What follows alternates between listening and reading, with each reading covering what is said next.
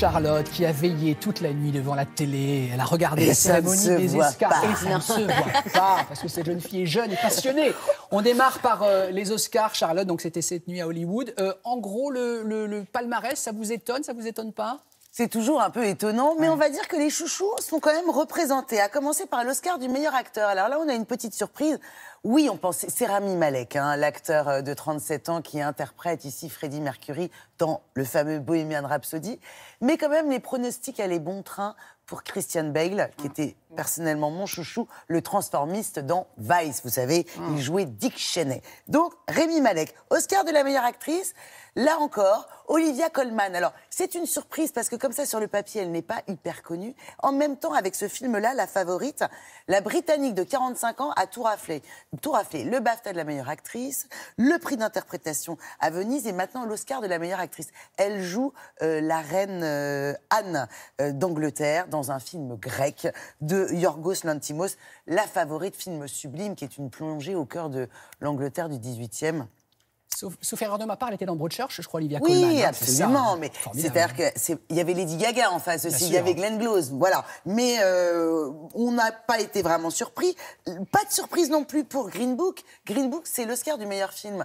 Green Book, il avait eu 3 Golden Globes, il avait tout raflé. Vous savez, avec Viggo Mortensen, qui joue un videur de boîte de nuit qui va faire le chauffeur d'un jazzman afro-américain au début des années 60 en Angleterre, aux États-Unis, très raciste, le sud des États-Unis. Mahershala Ali, qui joue le jazzman, a eu l'Oscar du meilleur second rôle. Viggo Mortensen est donc reparti bredouille. Et Oscar du meilleur scénario également. Et enfin, pour finir, parce que là, je vous fais vraiment les principaux nommés et les principaux gagnants.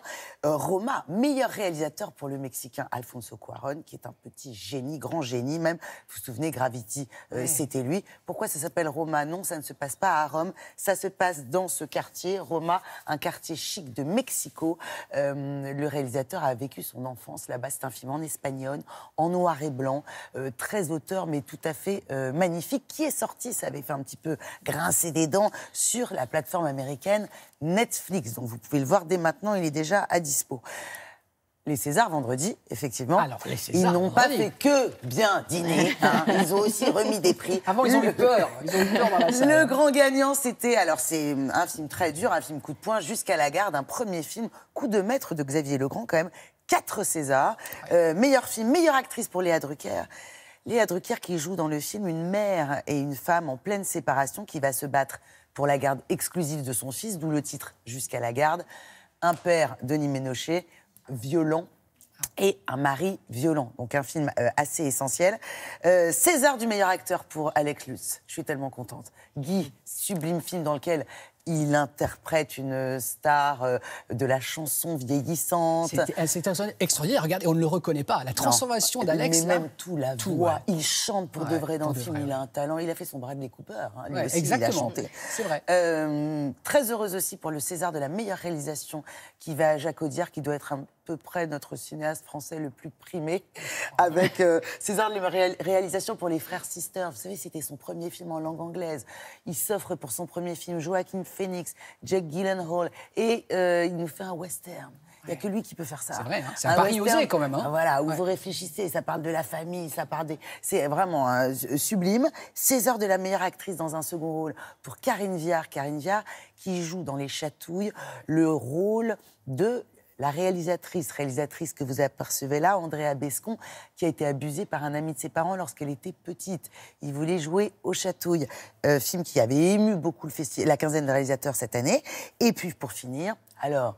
Philippe Catherine a eu un César. C'est sa meilleure photo. Du meilleur acteur dans un second rôle pour Le Grand Bain. On a une petite pensée, même si Gilles Lelouch, avec son premier film, a réuni 4 millions de spectateurs, c'est quand même énorme, en salle. Il avait 10 nominations, c'était le grand chouchou. Bon, il y a un César pour Philippe Catherine, mais comme vous le disiez tout à l'heure, c'est le César du public qui compte, puisque 4 millions en salle.